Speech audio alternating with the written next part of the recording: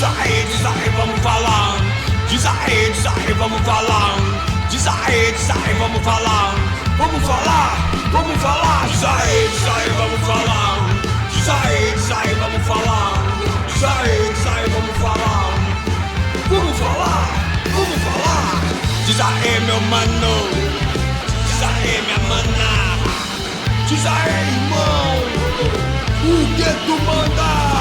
Salve família, mais um Vamos Falar. Agora, hoje nós vamos falar sobre tributos, reforma tributária. E hoje eu estou aqui com Jorge Bezerra, Everton Martins, AK, Dr. Jorge Martins. Salve, salve Jorge, como é que tá? Tudo bem? Tudo bem? Maravilha, tranquilo. Bom te receber aqui. Aliás, tu que tá me recebendo aqui no teu escritório, né?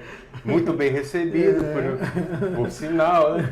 Jorge, vamos falar aqui sobre reforma tributária, um assunto que ultimamente tem aí mexido com os ânimos de muitas pessoas, né? Ainda mais com essa polarização que nós estamos no Brasil, e fica sempre aquela dúvida, né?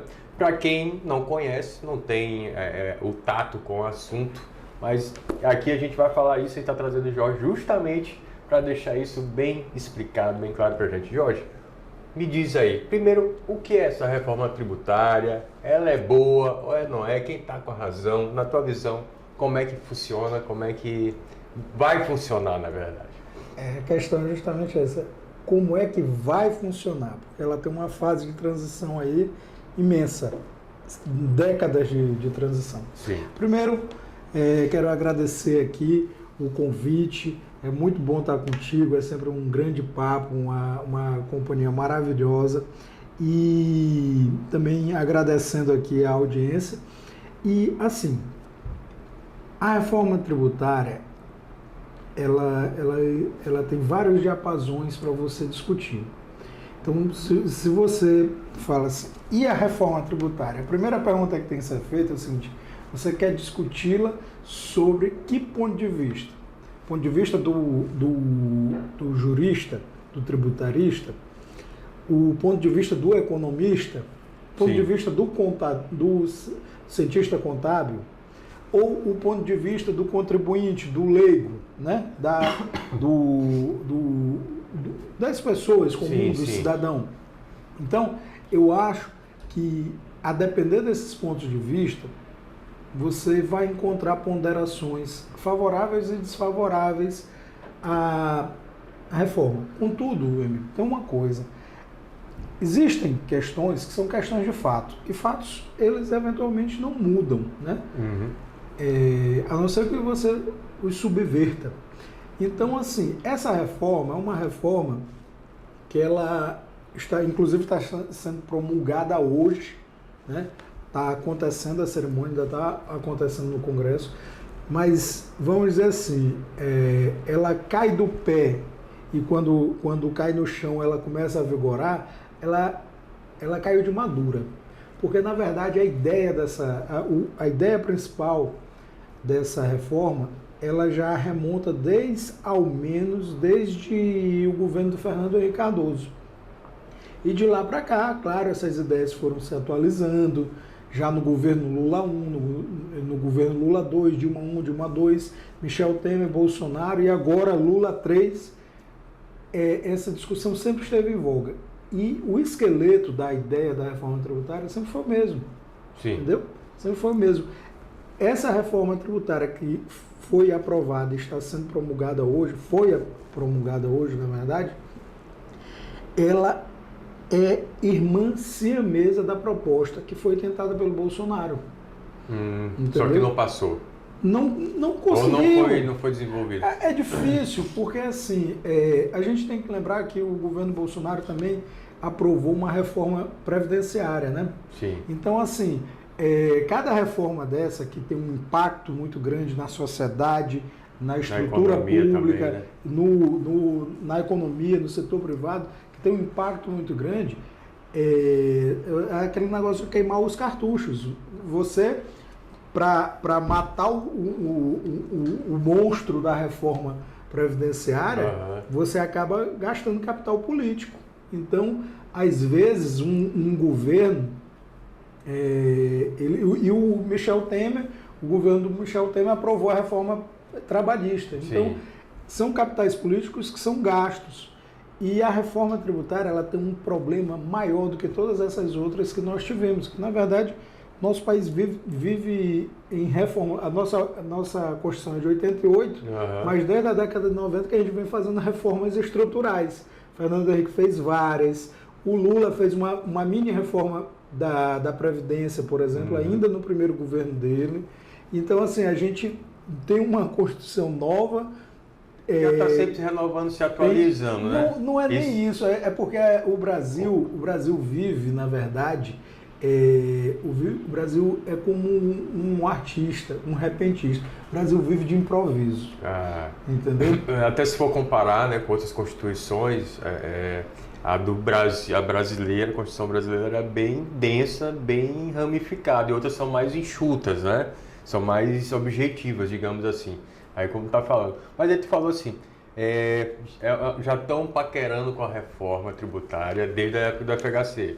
Mas a ideia ainda é a mesma, tipo assim, porque tá falando que ela foi a irmã siamesa da proposta do Bolsonaro. Mas do FHC para cá, dessa paquera, era só uma paquera, um vislumbre, ou já tinha alguma coisa assim dentro do assunto, do texto mesmo da lei, né, dessa reforma? A questão, óbvio, ela vem atualizando ao longo do tempo, mas qual é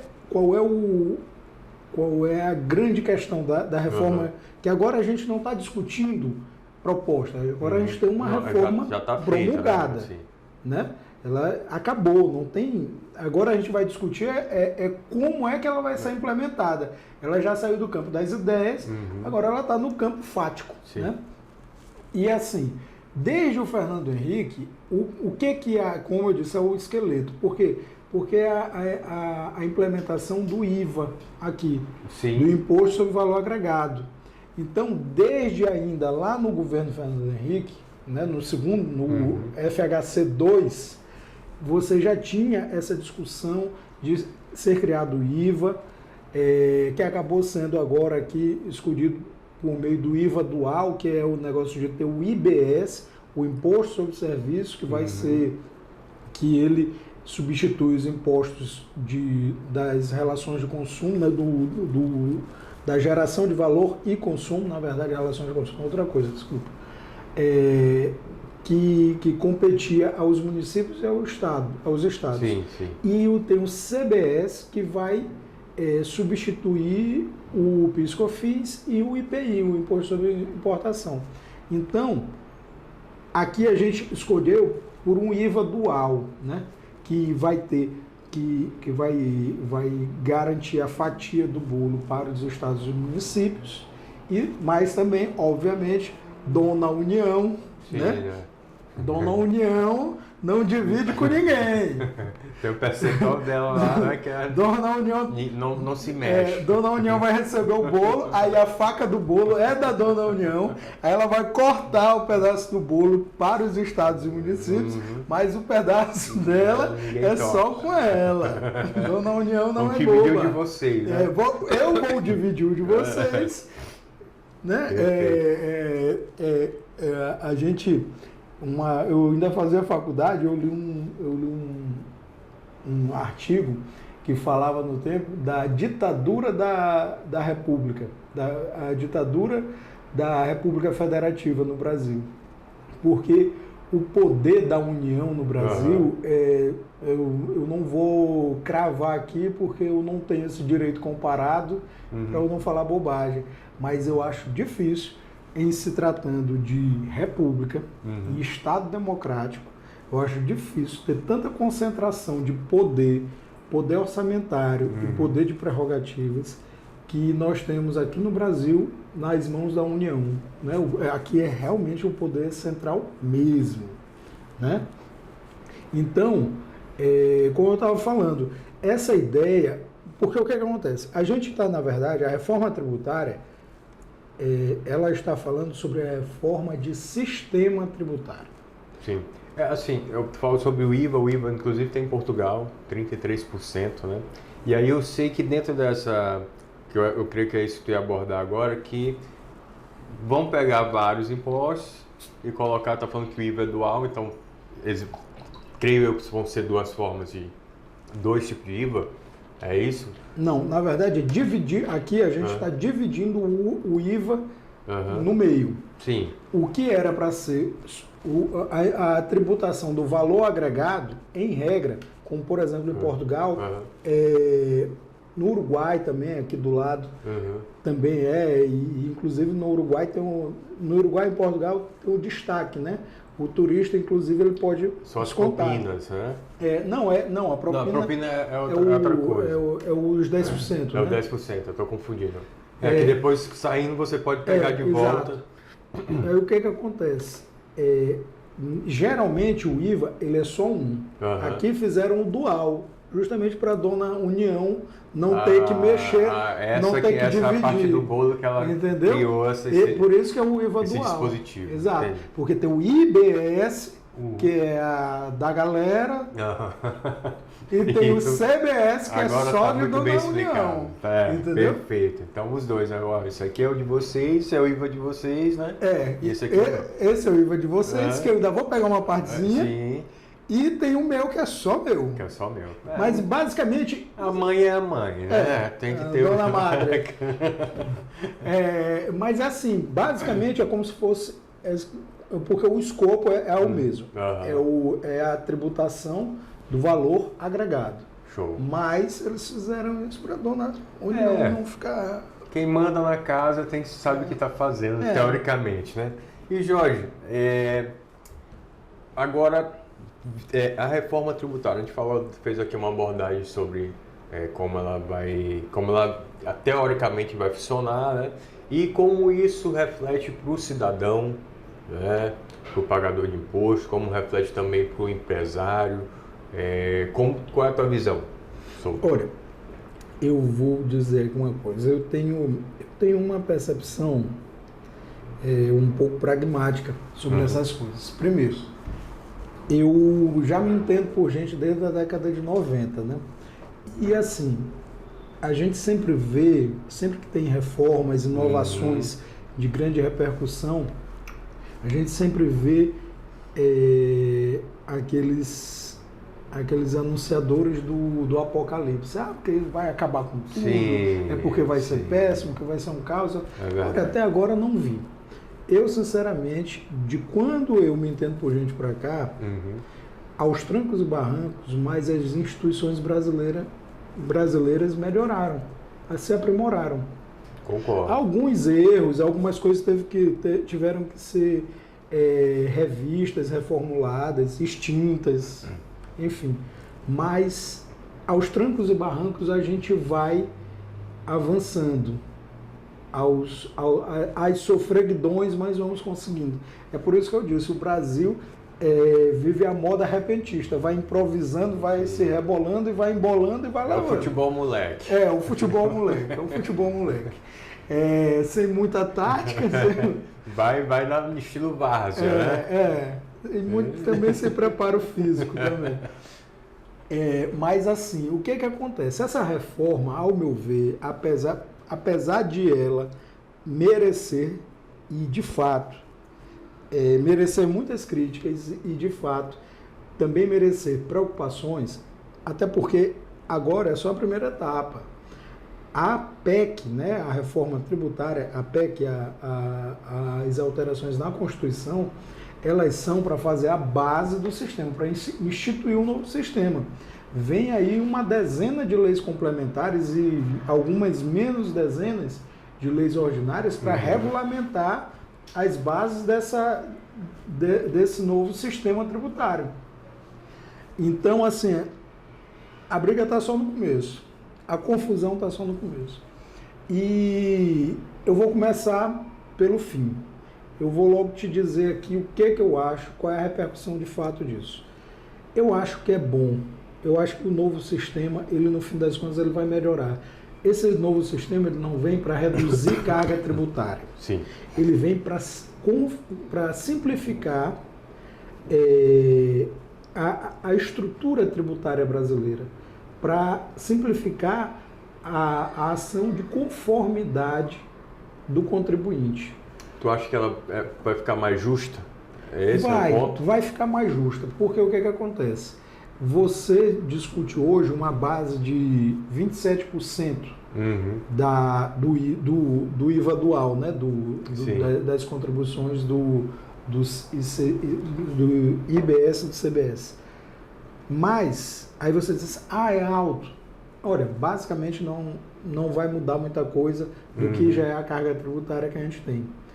Mas você vai reduzir o seu custo, por exemplo, o empresário, para cumprir as obrigações tributárias, principalmente as obrigações acessórias.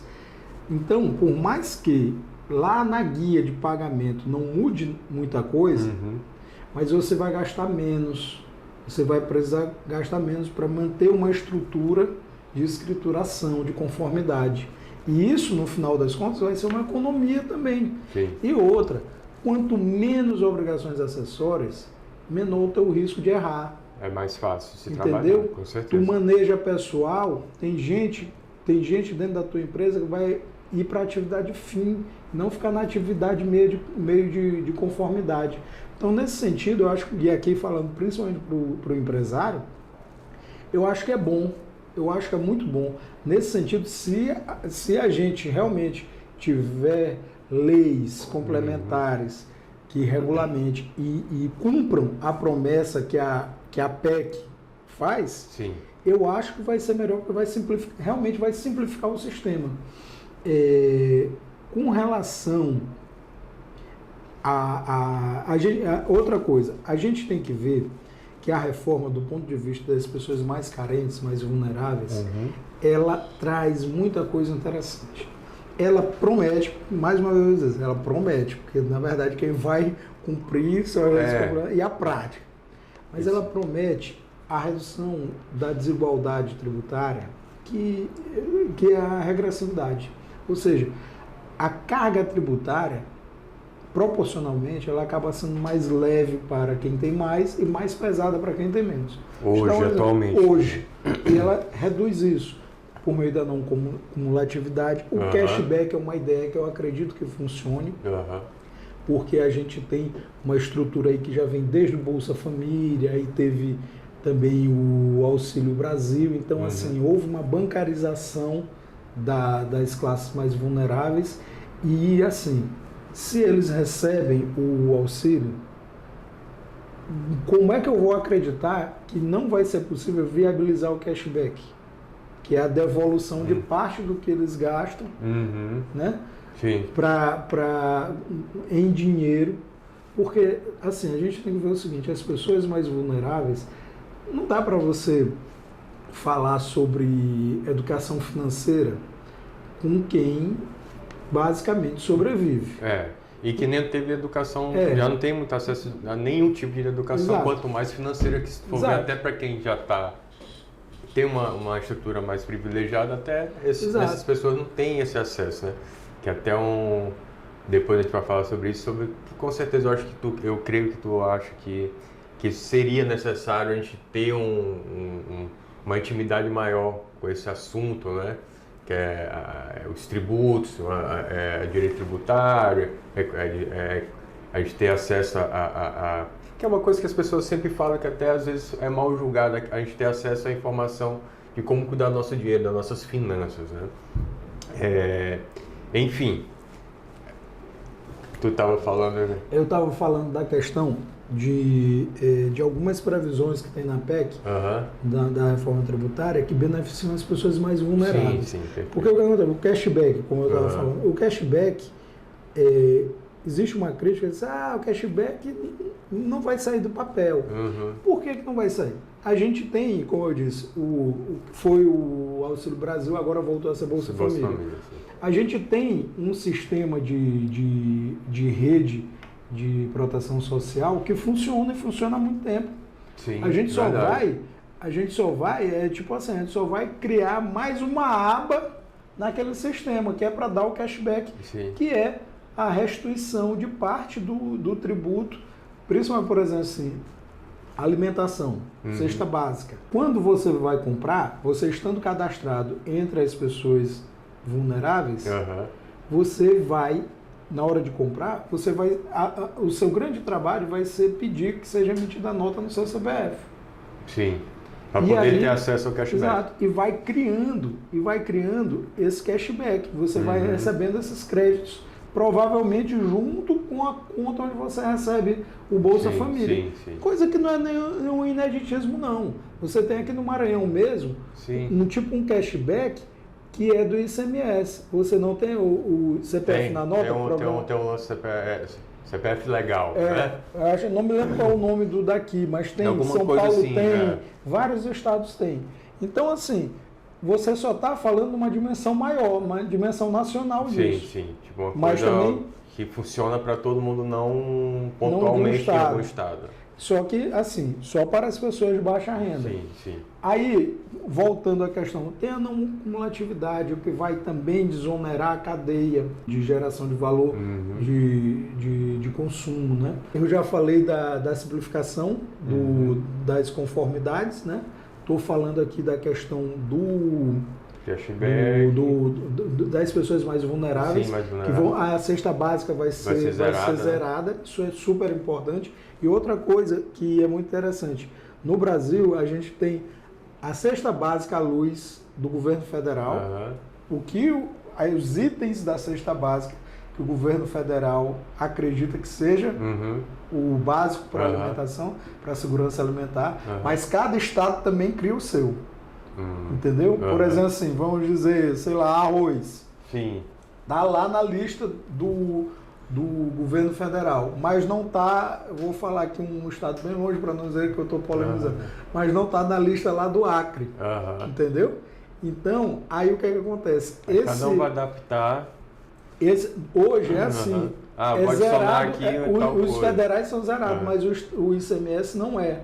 Entendi. Entendi. Com a reforma tributária, vai ser uma coisa planificada. Em todo o Brasil, aqueles itens da cesta básica não serão tributados.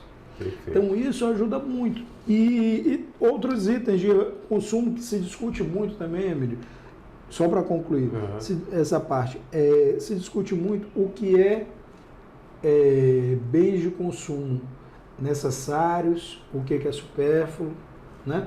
E eu vou te dizer uma coisa. Tem um amigo meu, professor, um cara magnânimo, chamado Júlio Queiroz, e ele dá um exemplo muito simples. Celular é supérfluo? Depende, né?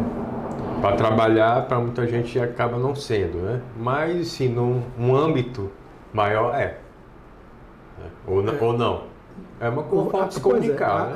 A provocação é exatamente essa. Será que o celular é mais supérfluo, é supérfluo, por exemplo, para uma pessoa que trabalha como diarista? Que ela precisa se comunicar. O celular com é o cliente, instrumento de trabalho. Entendeu? E aí, se você compreende que um celular ele é um bem supérfluo, que ele merece uma tributação, porque afinal de contas ele não é um bem necessário, você está inviabilizando que uma pessoa tenha acesso a um instrumento de trabalho. Perfeito. E aí você vai estar dificultando, inclusive, a geração de renda dela mesma. E até mesmo o acesso, não só essa questão do instrumento de trabalho, né, mas acesso à informação. Informação é dignidade, né? Informação é dignidade. Então, existem várias previsões na reforma tributária que, ao meu ver, reduzem a desigualdade tributária. Perfeito. E aí, eu quero só fazer mais duas observações sobre isso. Primeiro, essa reforma tributária também, e nesse ponto eu acho que ela vai bem e inova, ela tem uma preocupação ambiental, né? Em tributar de maneira diferenciada as indústrias que são mais poluidoras, mais lesivas ao meio ambiente, e também de estimular as indústrias que são mais sustentáveis. Show. E outro ponto que tem a ver com a questão de vulnerabilidade, que no apagar das luzes entrou na reforma, e que eu acho super importante, é a questão da higiene menstrual das mulheres. Por fim, cara, é um absurdo. Isso não ia ser contemplado pela reforma. Foi contemplado na reforma já no apagado nos 45 minutos do segundo tempo. Quer dizer, a gente tem um país... E aí, país... mas aí o que é No final das contas, tiveram a ideia minimamente digna de zerar a tributação dos materiais de higiene menstrual, né? E aí, o que acontece? Como é que você pode imaginar que num país tão desigual, tanta gente pobre, paupérrima... E é caro, né? Você não vai facilitar o acesso a isso, como se, por exemplo... Que é o básico, né? Exatamente, como se um absorvente fosse um item de luxo. Um brinde aqui. Um brinde, bombonzinho, né? Muito bom. No governo passado, nós tivemos até um projeto que era para fornecimento, né, de absorventes de forma gratuita, né, para as pessoas vulneráveis. Isso continuou, como é que foi? Acho que chegou a ser com a votação, né, acho que foi do Senado, da Câmara, eu não lembro agora, que eles conseguiram, que foi vetado, mas depois conseguiram botar para frente. Isso vai continuar, que tu estava falando, sobre no apagar das luzes, aos 45 minutos, esse item, né, que não é um item de luxo, é um item de necessidade básica, foi incluso, né, também vai ser... Na alíquota zero. Na lei da alíquota zero. Tu te lembra se essa lei continuou? Eu me lembro que o que aconteceu é o seguinte, foi vetado, foi derrubado o veto, houve inclusive uma certa repercussão na opinião pública, com qual eu obviamente já dá para perceber que eu concordo, eu acho que tem que ser distribuído, eu acho que tem que ser facilitado, tem que ser, porque a gente tem que entender o seguinte, o Estado, todo mundo tem que cooperar para que o Estado atinja o maior número de pessoas possível. Sim. A gente tem a questão da reserva, a reserva do possível, o mínimo necessário. Então, assim, tem gente que tem que receber mesmo, de graça. Assim, as pessoas sempre são muito, assim, inculcadas nesse lance de imposto e tal, porque é muito que realmente tem muito, né? Mas eu lembro, eu me formei direito no Exército, mas me formei, eu me lembro que a parte filosófica que eu gosto muito, né, que é do contrato social de Jean-Jacques Rousseau, e ele falava que o problema não é tu pagar imposto, se é muito ou se é pouco, o importante é que ele volte para ti, né? Isso aqui não é questão filosófica, claro que na prática a gente vê que muitas das vezes não volta, mas no Brasil a gente ainda tem muito privilégio comparado a outros países, tipo um SUS da vida não é a maior maravilha que existe, mas ainda funciona, ainda é bom para muita gente, né? E até mesmo pessoas da classe média que às vezes não têm acesso, não tem como pagar um plano de saúde que é caríssimo, aí faz uso da UPA, né? Faz uso do acesso aí da saúde pública, né? E aí um ponto, né? O que tu acha sobre essa questão do peso, né? É muito, a gente sabe que é um pouco, mas assim, como é que tu vê? Porque assim, acaba que as pessoas polemizam muito, às vezes acho bonito sonegar imposto, né? Eu sonego e tal. Acaba que a sonegação você acaba sendo desonesto com as outras pessoas, né? Quando você sonega imposto. E de alguma forma você se prejudica também. Porque é por conta da desigualdade que você tem um problema de segurança. Violência. Você tem o problema. E aí eu vou falar uma coisa que parece que pouca gente para reparar. Se fala muito da dificuldade de mão de obra, mas essa falta de mão de obra qualificada e conscientizada também é fruto da nossa desigualdade social. Total. Entendeu? Então, você de repente, você acha que você é um anarcocapitalista, né? Eu já ouvi isso, já falaram só o capital, mas o capital é feito de produção. E se você não tem gente boa para produzir, você produz pouco ou mal, ou as duas coisas, mal e pouco, entendeu? E se a gente tivesse um grau, uma base de estrutural, de uma desigualdade menor, uma desigualdade social menor, a gente certamente teria uma capacidade produtiva melhor. Maior. Todos os países que são ricos, são desenvolvidos, apostaram nisso, na redução da desigualdade, porque não é favor. reduzir desigualdade não é a favor. Acaba Quando que é eu um te favor ajudo, pra eu estou ti, me né? ajudando, exatamente. Quando eu te ajudo, eu estou me Com ajudando. certeza. Então, assim, essa questão que tu estás colocando, a gente vai para um campo mais técnico, assim. Eu vou aqui usar dois conceitos, são mais técnicos, mais hermenêuticos, mas que talvez eu consiga fazer ser claro. Existe o direito fundamental a pagar menos impostos. Esse é muito simples de entender. As pessoas têm direito de pagar menos impostos. Não é de sonegar, não é de não pagar. E não pagar e sonegar são coisas diferentes. Sim, sim. Não pagar é uma atitude deliberada, não pagar. Inclusive, você pode estar com problemas financeiros, a empresa está quebrando, você acaba não pagando, você é um inadimplente. Depois tem que negociar. Exato, você é um inadimplente. O sonegador, ele sonega por meio de algum tipo de escamoteamento, de algum desvio da obrigação tributária. Mas pagar menos é um direito. É por isso, inclusive, que tem a questão de recuperação tributária, que é justamente um desenvolvimento, inclusive, desse princípio, desse direito fundamental de pagar menos impostos.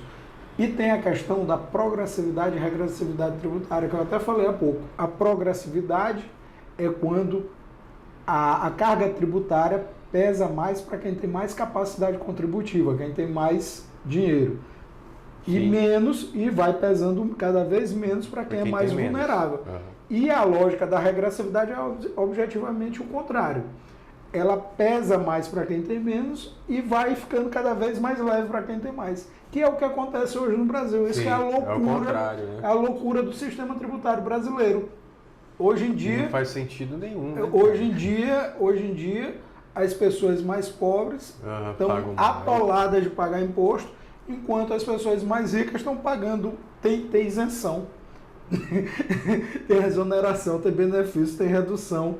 No final das contas estão pagando por perdão de dívida também, né? A gente não tem perdão. Tem refis, tem tudo, entendeu? Então essa é a lógica de progressividade e regressividade e que tem tudo a ver com a não cumulatividade, que é desonerar a cadeia, não deixar acumular o tributo na cadeia, ele é recolhido, é direito e obrigação do poder público recolher tributos para manter a estrutura, sim, claro.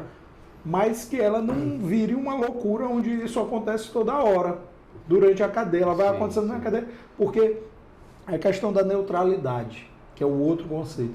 O que acontece? Se você não cria mecanismos de não cumulatividade, acaba que esses tributos vão sendo recolhidos várias vezes. Sim. E aí depois quem quiser que vá atrás de pedir a restituição ou compensação.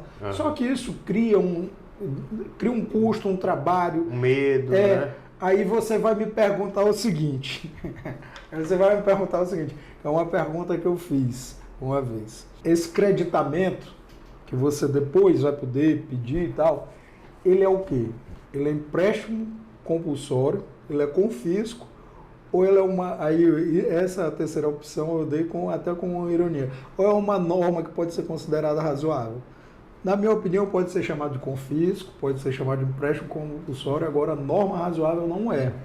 E até uma poupança também para a Receita, né? Para eles, não para o contribuinte. O contribuinte não é. Contribuinte. E o pior que o contribuinte, falando em restituição tributária, até mesmo antes de chegar na parte de transição, que eu também vou querer saber, que é muita coisa, assim, dentro do dado do IBGE, entre 90% e 95% das empresas pagam tributos de forma indevida, a mais, né? Às vezes até de forma triplicada.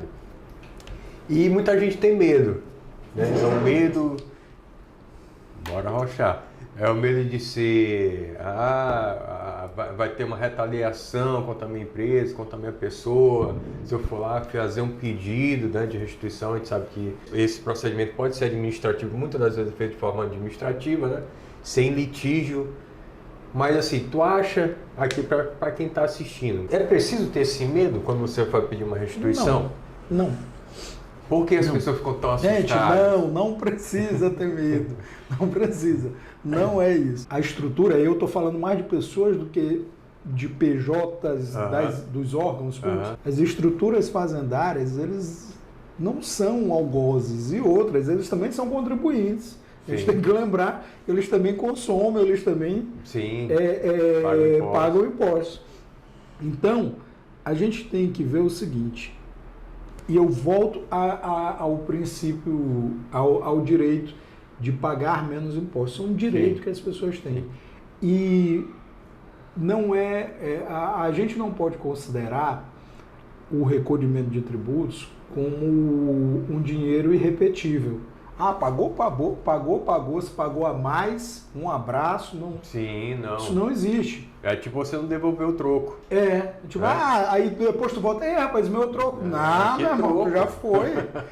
Não é assim. A gente vive num país, pelo menos em tese, civilizado, né? Sim. Então, assim, justamente porque a gente tem uma complexidade das estruturas de conformidade tributária no Brasil, é claro que a gente tem situações em que as pessoas acabam recolhendo a maior. Eu costumo dizer o seguinte, no Brasil, o medo, e isso é fato, o medo de ser perseguido, de ser cobrado pelo fisco é tão grande que o contribuinte, se ele tem uma situação de duas interpretações da norma para aplicação de aferição de tributo, ele vai sempre optar pelo que dá um número maior a ser pago. Por quê? Porque ele tem medo do fisco bater amanhã a porta dele, ele tem medo da multa, Sim. que são multas altíssimas. Tem, por exemplo, assim, tem estados que têm multas de mais de 250% do valor do principal. Imagina isso. Que é um abuso, né? É um abuso, sem dúvida. Mas assim, a brincadeira começa... Mas assim, também tem um negócio... A brincadeira começa com 25%. Que também tem aquela história, né? Que às vezes a pessoa só aprende no bolso, que é o caso da lei seca, um exemplo. Uhum. Só melhorou depois que o pessoal começou a pegar multa. E assim, eu conheço gente que tá para pedir música no Fantástico. Porque ainda não aprendeu ainda, mas muitos já aprenderam. Que eu, tipo assim, eu sempre andava bebendo, mas depois que eu caí, não faço mais isso, nunca mais, porque 3 mil não é brincadeira. Não é brincadeira, então, tipo assim, é dinheiro. Então, às vezes é uma forma abusiva, mas também é uma forma que também pode ser uma forma de ser firme para a pessoa não via fazer nada errado também, né? A gente nessa reforma, a gente também vai ter uma repercussão nas questões de processo e procedimento administrativo tributário. Que não adianta muito eu entrar nesse mérito aqui, porque isso daí é um assunto que eu gosto porque eu sou chato. O assunto é chato, eu gosto dele por isso. Mas é um assunto chato, um assunto denso. Né? Mas assim, se discute muito exatamente qual é a efetividade dessas multas. Se elas têm realmente esse conteúdo pedagógico, se eles realmente dão lição, ou se são só uma fonte arrecadatória mesmo também pode ser, para o poder público, entendeu? Eu, particularmente, eu acho que nem tanto ao céu, nem tanto à terra. Eu acho que não é que eu diria que vamos zerar as multas. Não é isso. Sim. Tem que ter uma punição. Né? Tem que haver um caráter de punibilidade naquilo ali. Mas eu acho que quando você discute, tem limite, né? Na minha opinião, qualquer coisa acima de 30%, 40% já, para mim, me parece confiscatório. Entendeu? Para mim, e aí eu estou dando uma opinião muito pessoal minha. Muito gangsta, né?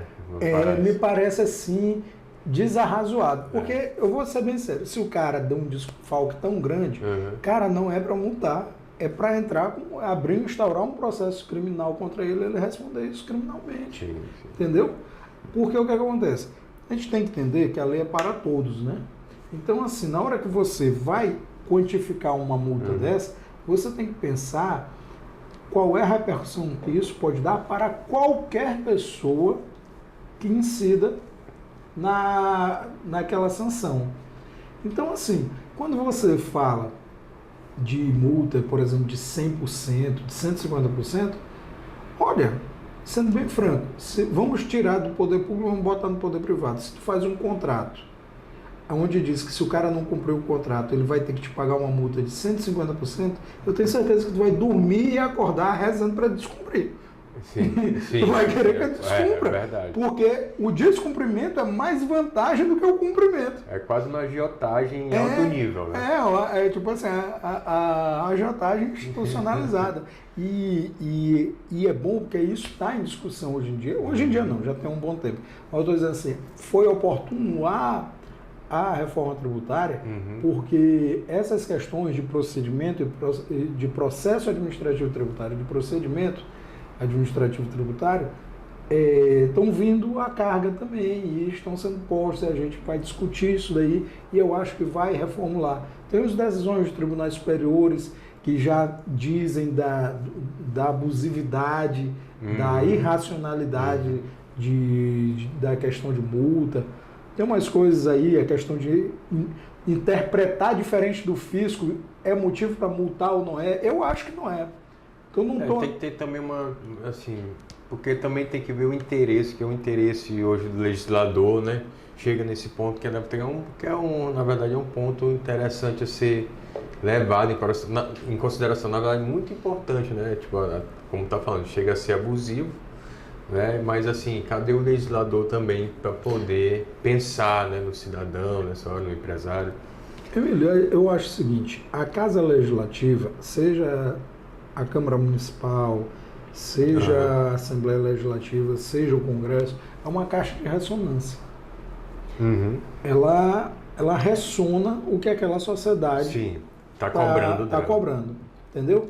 E a gente tem que entender que muitas coisas não são providenciadas na Casa Legislativa porque de fato não está ressonando na sociedade. Verdade. Entendeu? Então assim, se a sociedade não cobra, ela vai ficar quietinha lá, né? E tá beneficiando ela também, não, né? O Estado. Eu não estou nem entrando muito nesse mérito. Eu sou apaixonado por ler sobre processo legislativo.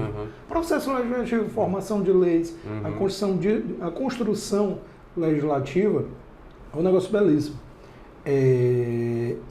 Mas o que eu estou falando é o seguinte, vou dar um exemplo saindo do direito tributário.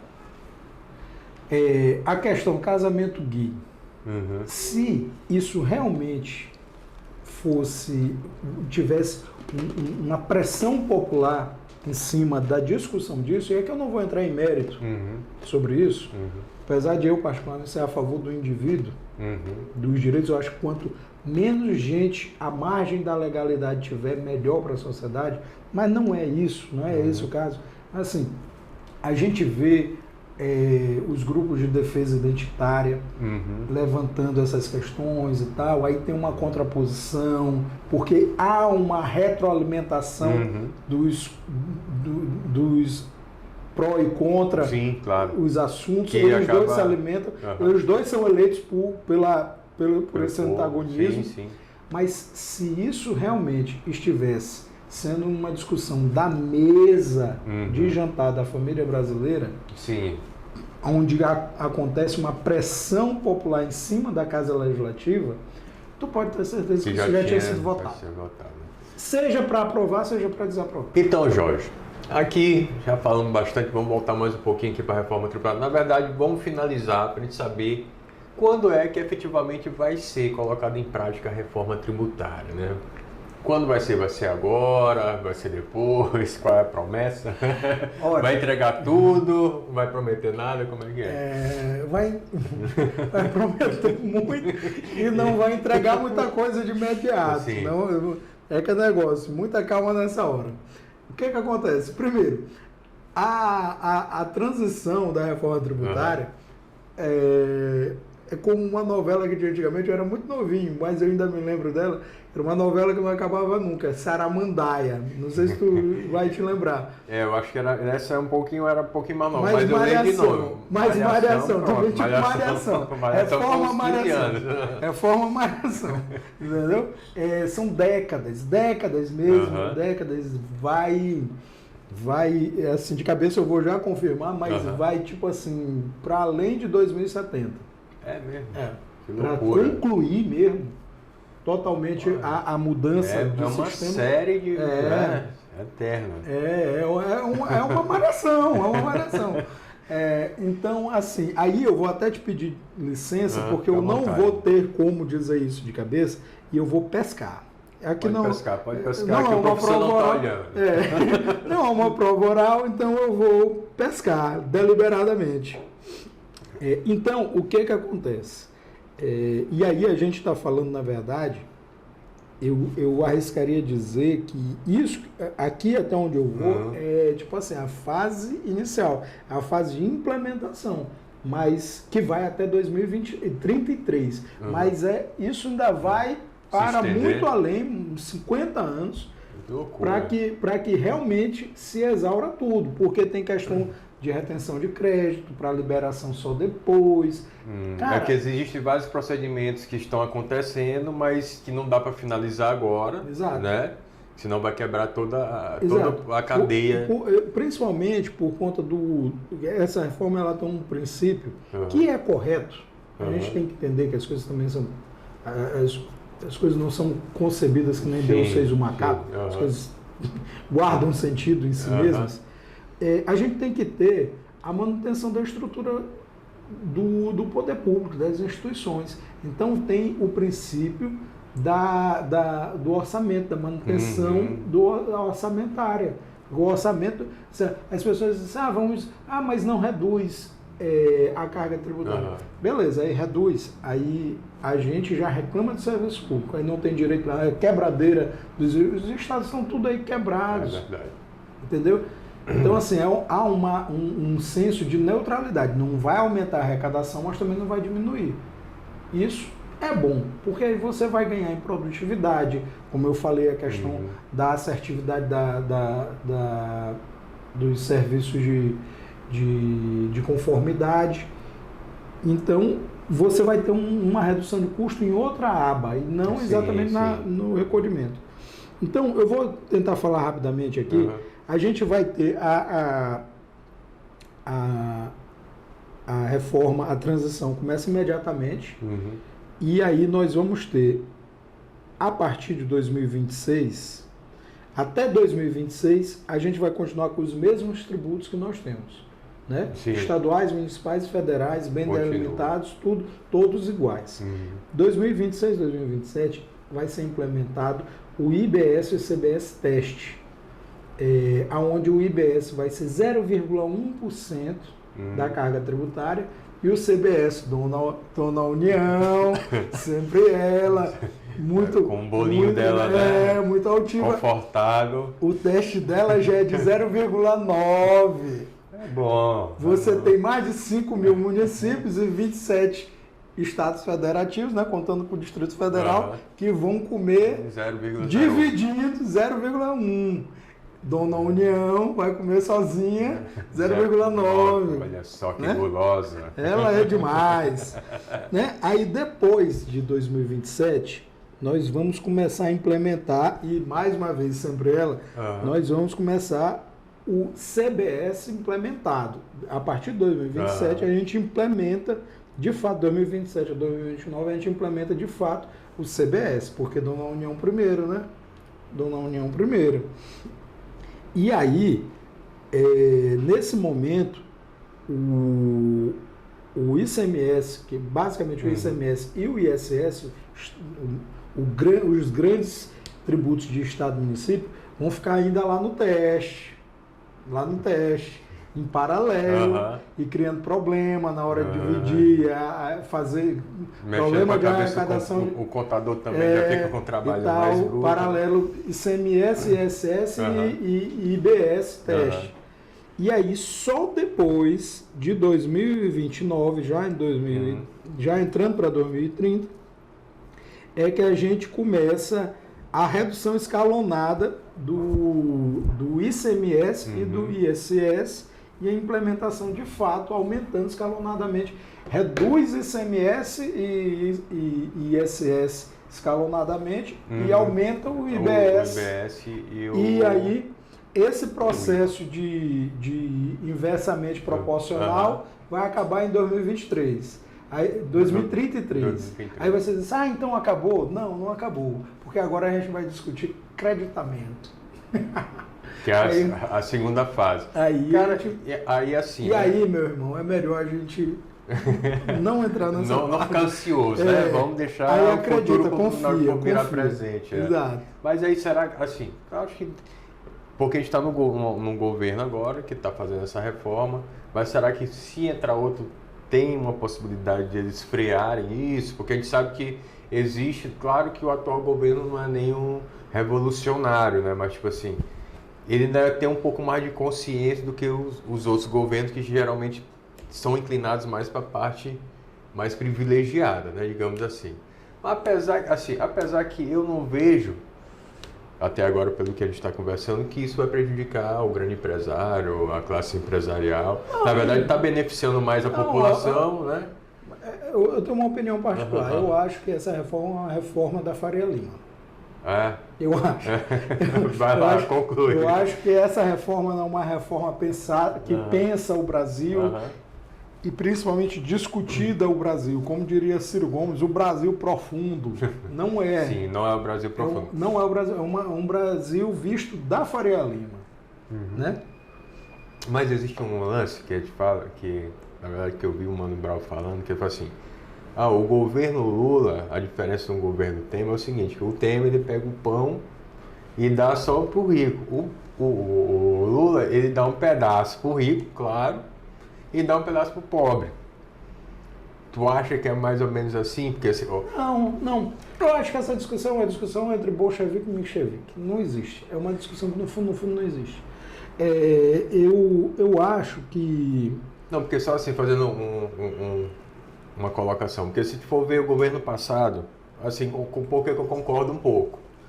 O governo passado zerou o imposto jet ski, do whey protein, que está em alta agora, a história do whey protein lá o cara está sendo investigado e tal, do PlayStation. Então, tipo assim, querendo ou não, isso não beneficiou a população. E quando você zera uma alíquota federal na cesta básica, num absolvente, você acaba, que não é, como está falando, não é no povo profundo, mas já alivia, né? Não, nesse ponto é no povo profundo, sim. Eu acho o seguinte, a dor e a delícia do Brasil é porque nós somos um país muito grande, somos um país com um dos países com maior população do mundo e temos, apesar de toda a desigualdade, um mercado consumidor muito grande. Então, certas coisas no Brasil não cabe uma revolução autoritária hoje em dia. As estruturas do país não permitem esse tipo de coisa. E eu acho o seguinte, existem essas reformas, elas apesar de demorarem muito no Brasil, mas todas elas eram para ficar até hoje. E a reforma tributária não vai ser diferente. Eu vou te falar aqui uma coisa. Se a gente tivesse, em vez de estar no primeiro ano de mandato do Lula, a gente estivesse no último ano de mandato do Lula, e um antagonista, um opositor do Lula ganhasse a eleição, a reforma ia ser mantida do mesmo jeito. E iria ser, claro que aí muda o governo, mudam-se um pouco mais ideias, mas o esqueleto continua o mesmo, não vai mudar. Até porque te lembra que eu te falei que o esqueleto dessa reforma vem dentro do Fernando Henrique. Passou por todos eles. Passou por Fernando Henrique, Lula, Dilma, Temer, Bolsonaro e agora está na mão do Lula de novo. A grande sacada que se pode destinar ao Lula, a esse Lula 3, que o Lula 2 e 1 não tiveram, foi conseguir pegar o time bom, compreender o time bom e ter o arrojamento de levar a reforma à frente. Do mesmo jeito que o Bolsonaro teve esse arrojo na hora de fazer o da Previdência e o Temer, apesar de toda aquela confusão toda que ele entra com impeachment, não sei o quê, conseguiu fazer a trabalhista. Então, assim, mais esses textos, assim como essas outras duas anteriores, são textos que já vão meio pré-prontos. Os caras vão lá, dão uma trabalhada, fazem uma concessão, alteram um negócio, mas o esqueleto é o mesmo. Eles vão lá e e contempla. Nós temos, só para concluir, nós temos um corpo de técnicos no Brasil, tanto na estrutura, e aqui eu vou falar aqui do nosso estado, na estrutura do estado do Maranhão, como em vários outros, em todos os estados e na União, nós temos um corpo de técnico de excelência. De excelência. Essas pessoas, quando são postas para trabalhar, são chamadas a criar soluções, elas criam. Com certeza. Porque são pessoas de escola. Sim. São profissionais de altíssimo gabarito. E assim, só para concluir, eu falei, a reforma é uma reforma da Faria Lima. É uma reforma, é claro, e isso é muito dito, é uma reforma feita muito mais pela cabeça do economista do que pela cabeça do jurista. Sim. E isso vai cobrar um preço mais na frente. Porque quem vai, o economista, e é por isso que os economistas tomaram esse espaço de conselheiro, de conselheiro, que historicamente era dos bacharéis de direito, porque eles têm mais senso prático, eles querem resolver o problema. É isso que eu ia te perguntar. Quem é que no final das contas aí é mais interessante nessa hora, né? Ou seria, vamos aqui fazer juntos, né? Eu vou te dizer uma coisa, o certo era fazer junto. O certo era fazer junto. E não foi feito junto. Foi feito muito mais puxando para o senso prático do economista do que para essa percepção que às vezes parece meio abstrata, meio divagadora do jurista, mas é porque, e aí estou puxando sardinha para o meu lado, é porque a gente pensa mais no consequencialismo das coisas. E o direito vai inexoravelmente ser chamado a parar as arestas da reforma. Lembrando, mais uma vez, ainda temos algumas dezenas de leis complementares e um pouco menos dezenas de leis ordinárias, fora atos normativos em geral. E aí, é nessa hora que a gente que pensa o direito e não a economia prática, a gente vai ter que se debruçar sobre a resolução dessas arestas para poder alinhar, né? Alinhar isso daí e dar sentido prático. Porque o direito, como a gente já fala, né, é da área de humanas, então um já é mais exato, né? Mas não, a economia também mas a questão é o seguinte, eles são muito bons, os economistas são muito bons, meu sonho era estudar economia, eles são muito bons, um dia eu ainda vou estudar economia, sim. Estudar mesmo, talvez até me graduar em economia, mas assim, são campos de pensamento diferentes. São linguagens diferentes. São práticas diferentes também, né? E que deveriam estar em equilíbrio e trabalhando junto. O que acontece é o seguinte, a história é feita de movimento pendular, na macro e na micro. Nesta micro-história da reforma tributária, o pêndulo pendulou para o lado do economista. Sim. Mas ele vai ter que pendular do lado do jurista. Só que em momentos diferentes. Exato. E aí, só depois que você vai de um extremo ao outro, que você atinge o equilíbrio. Sim, entendeu? Sim. Mas e até, como acontece tudo na história do mundo, é a longo prazo, não é uma coisa então, assim, num tiro. Agora, e aí, o tempo vai dizer se isso foi certo.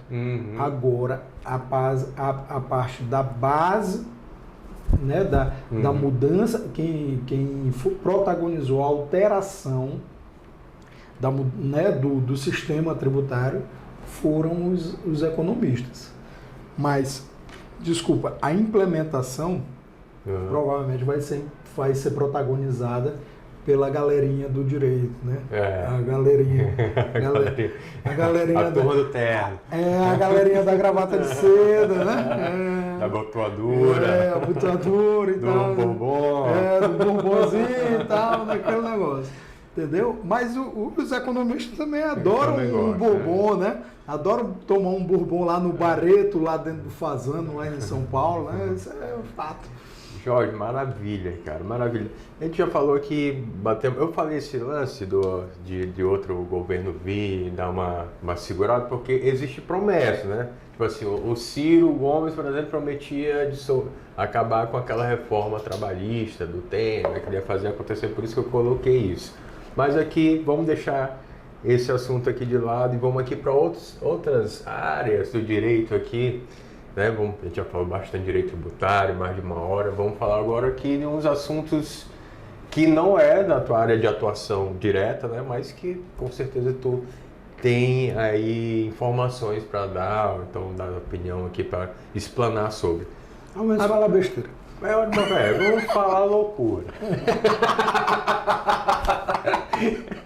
Vamos lá. Rapaz, 8 de setembro, foi 8 de janeiro, né? 8 de janeiro. Nós tivemos aquele momento onde as pessoas estavam bem exaltadas, mas que já vinham sendo alimentadas, né? Que tocaram foguete no STF, pessoal vestido de Ku Klux Klan e tal. E aí aquele quebra-quebra lá no Planalto. E, claro, né, as pessoas têm que ser punidas, senão o negócio vira bagunça. Só que um ponto que eu vejo, onde o STF, desde sempre, na verdade, parece que entra o governo, sai o governo, sempre há uma polêmica em volta do STF, né? E aí o que eu vejo, assim, apesar que eu concordo que ali foram atos, tristes atos, né? Porque você está atentando contra a democracia, aí você vai lá e quebra o patrimônio público, que aí teve a consequência, qual é o ponto que eu quero chegar? É que o STF hoje está dando penas de uma forma bem rígida, né? Se você for comparar com crimes que não é quebrar um quadro, mas um assassinato e tal, não chega a esse tamanho, apenas tipo 17 anos. Tu acha que estão exagerando? Tipo, o STF tá, tipo assim, vamos punir, mas tá demais. O que tu acha? Qual é a tua visão sobre isso? Olha, tu acha que eram atos terroristas? Tu concorda com pois esse termo? Essa questão é ou não é terrorismo? Uhum. Eu já imaginava já imaginava não, necessariamente eu tinha que passar por isso para te responder. E eu não vou fugir da pergunta, não. Vou falar de maneira, eu vou dar nome aos bois. Não é terrorismo. Não foi terrorismo. Aquilo não é um terrorismo. Uhum. Assim, Emílio, eu vou te dizer uma coisa. Eu estudo linguística. Uhum. As palavras guardam um sentido em si mesmas. Terrorismo é um termo que ele é um termo que tem uma significância em maior, si. né? Em si. Eu não preciso te explicar o que é terrorismo. Uhum. Olha para aquilo ali e me diz se tu compara aquilo ali. Não vou nem polemizar com o que está acontecendo no mundo afora aí. Mas assim, e aqui eu diria até para as pessoas mais velhas, isso é comparável, por exemplo, ao que o ETA fazia lá na região basca região basca lá da Espanha e da França. Não é. Sim. Não é. Que o IRA fazia no Irã, não é. Eu estou usando exemplos de grupos terroristas já praticamente desativados para não criar polêmica. Mas de fato não é. Terrorismo aquilo ali não é. Mas a bomba aquela bomba que instalaram, não lembro onde foi que... Aquilo ali já tem um ar de... aí bem lembrado. Mas eu tá falando do quebra-quebra, né? Tu tá perguntando do 8 de janeiro. Eu estou respondendo aquele fatídico acontecimento. Aquilo ali me parece assim, uma das coisas mais violentas, mais fortes, mais poderosas que tem no mundo, sobre a Terra, chama-se dinâmica de grupo. As pessoas entram numa vibe, num transe coletivo, onde o senso coletivo vai embora. O senso crítico vai embora. O senso crítico vai embora completamente. As pessoas não param para reparar assim, rapaz, mas isso aqui não vai dar certo. Ficar na frente do caminhão, fica todo mundo, mesmo. Então, assim, foi o que aconteceu. Uhum. Sabe o que foi aquilo ali? Se tu me perguntar assim, Jorge, então eles não tinham o intuito de derrubar o governo? Eu acho que tinham sim. Com certeza. Mas isso daí, a gente vai puxar um pouquinho para o direito, aquilo ali era um crime impossível ou uma coisa putativa. Na loucura deles, eles achavam que eles estavam mudando, derrubando o governo que tinha acabado de entrar. Dentro do recorte cognitivo. Mas aquilo ali era... Exatamente, perfeito. Recorte cognitivo deles. Só que aquilo ali era impossível de acontecer.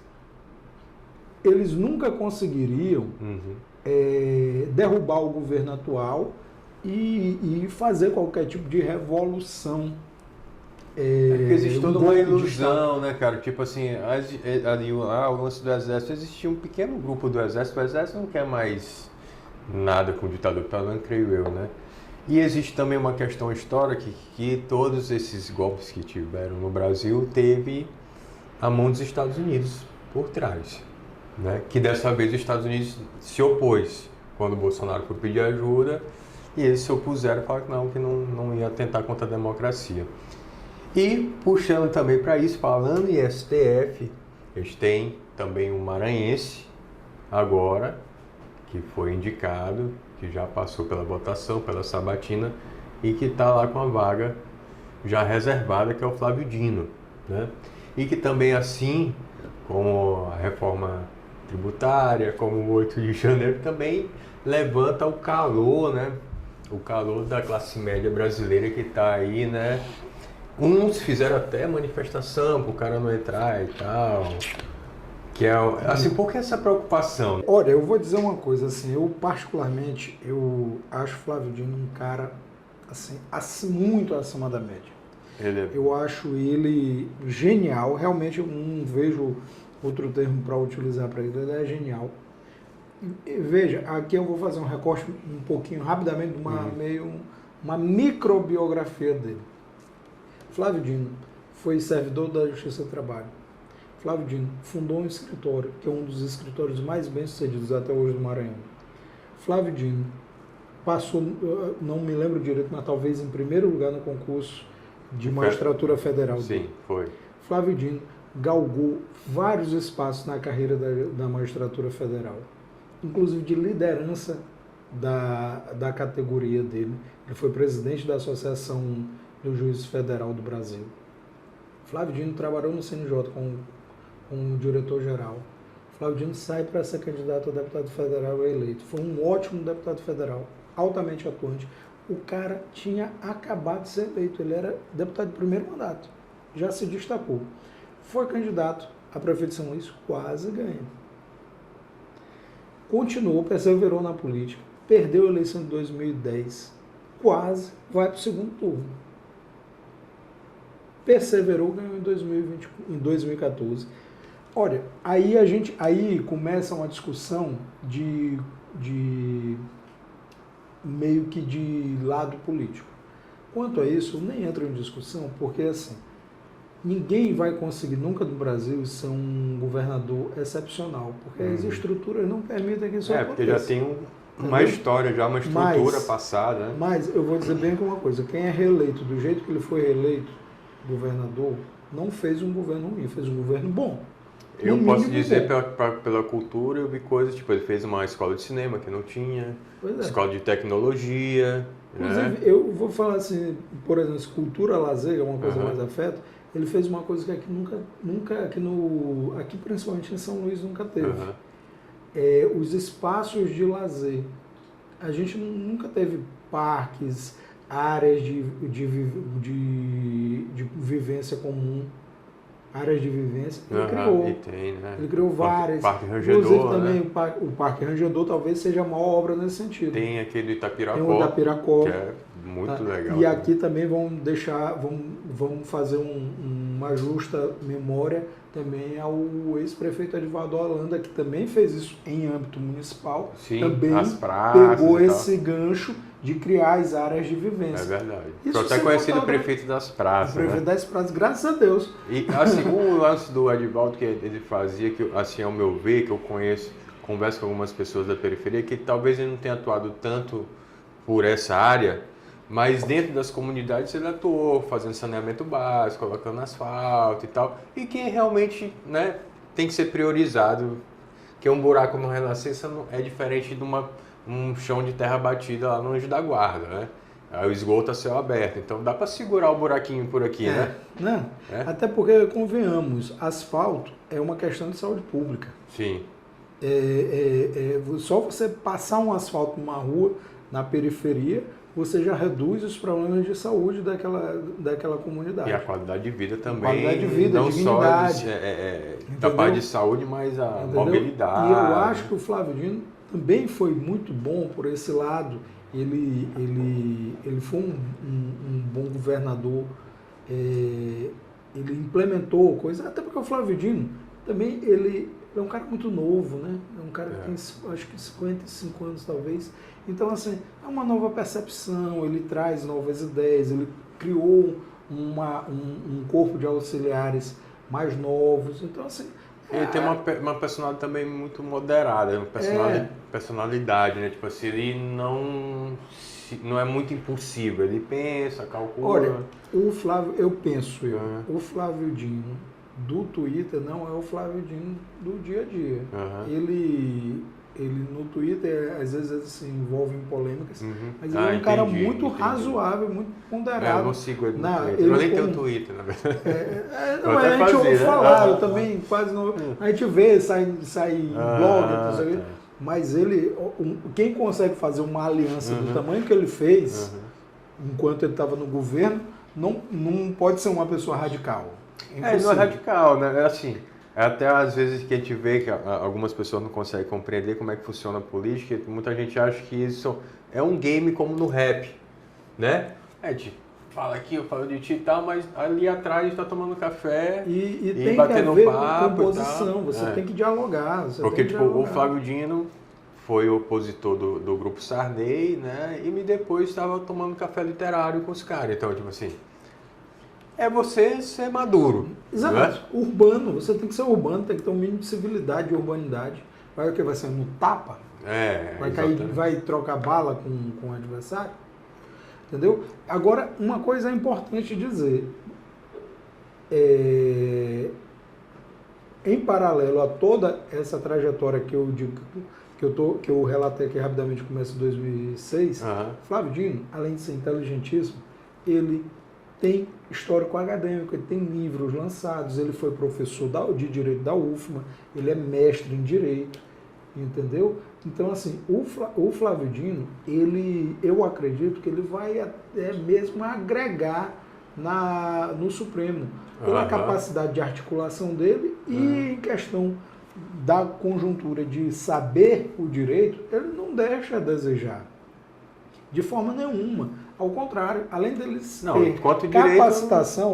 ter capacitação, ele tem uma inteligência singular que rapidamente ele vai entrar no velocímetro dos outros, ele vai estar eu acho que ele já pegou essa velocidade, eu acho que assim, ele já está ali. Não, mas o timing do direito é um pouco diferente, a gente há de convir. Eu vou dar assim, um dado de cabeça, não sei se ainda é hoje, mas, por exemplo, assim, o ministro Toffoli, que foi muito criticado por muito tempo e tal, o ministro Toffoli, por anos e anos e anos, foi o gabinete com maior produtividade do Supremo.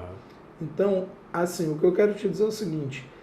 E ele entrou depois, né? Esse ponto que quer chegar, né? Não, ele foi criticado, porque não sei o quê, porque ele não tinha atividade acadêmica, que era advogado da União, aí ele era advogado do PT e tal.